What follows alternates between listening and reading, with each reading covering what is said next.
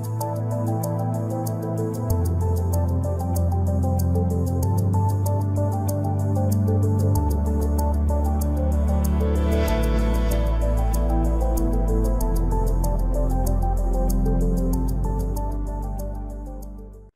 welcome everybody. My name is Nikki, and we're going to be talking about leading teams in a changing clinical research environment. And I will say I've been in clinical research now for well over 20 years and worked in a number of different capacities as a study coordinator. I've worked as a CRA manager, a lead, a QA auditor, a project manager, a director, and a clinical program leader.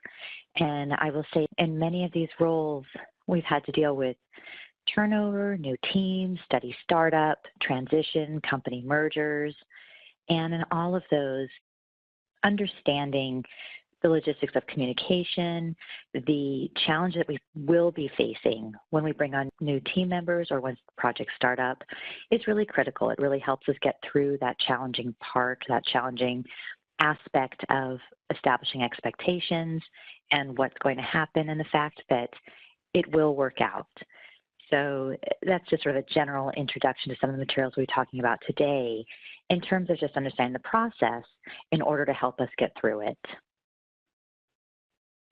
So our goal today, at the end of this training, participants should be able to utilize techniques that will enable leaders of complex teams to move their teams from forming to performing.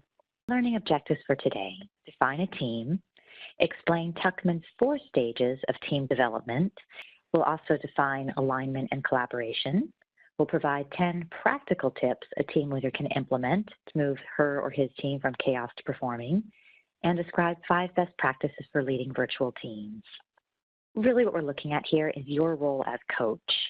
And if you lead a team, you're always going to be in that position of having to be somewhat of a decision maker, but again, because we're not in a dictatorship, because we work globally, we have to consider all the cultural nuances, we have to consider others' expertise, and the other challenge is we're a team of adults, and that's just not something we really learn to deal with until we're put into these situations.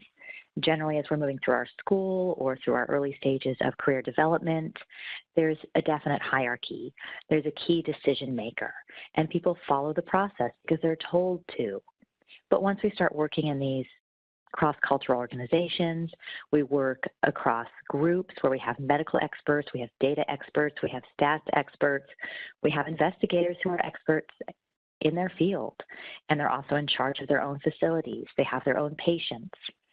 And we have to be able to implement decisions that people are willing to follow, that they've weighed into, and that they own, that we're in agreement with. And that's really a challenge because as adults, we carry our own expertise, and it makes collaboration a little bit challenging. So we'll talk about that as well.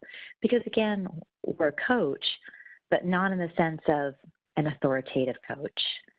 And it's cross-collaboration and cultural and communication coach. So we'll look at that. We'll focus on what it looks like in terms of these long-term studies. How do you keep up the communication? How do you keep up the energy, the collaboration? How do you keep people from becoming disinterested, disengaged, just because of the longevity of the information or the requests or the demands or the tasks? And then we'll also talk again about how we manage that as teams change.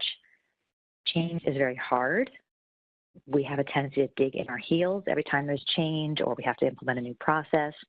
And of course, as the regulations change, as we bring new countries on board or new sites on board, or we have protocol amendments or changes in, for example, data managers or data handling, people resist it because it's hard.